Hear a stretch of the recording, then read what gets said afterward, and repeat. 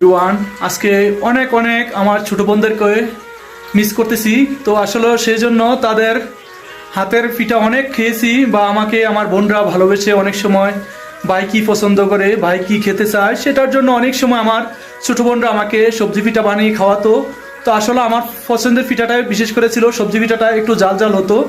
তো সেই হিসাবে দেখেন আমার পিঠাটা, এই যে আজকে পিঠা বানাচ্ছি বোনদেরকে স্মরণ করে। বোন, তোদেরকে অনেক ভালোবাসি, আসলে বোঝাতে পারবো না।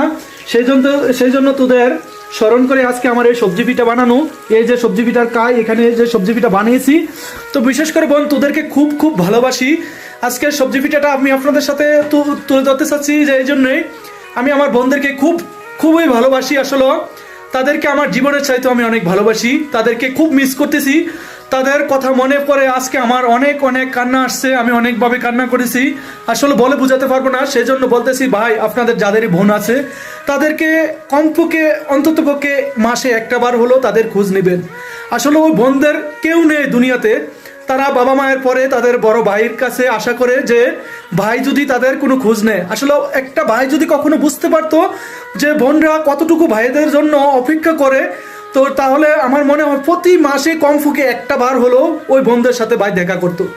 তো বিশেষ করে আমি বলবো যে আমি আমার বোনদেরকে দীর্ঘায়ু কামনা করি ও তাদের সংসার জীবন সুখের ও সুন্দর সুখীময় হোক।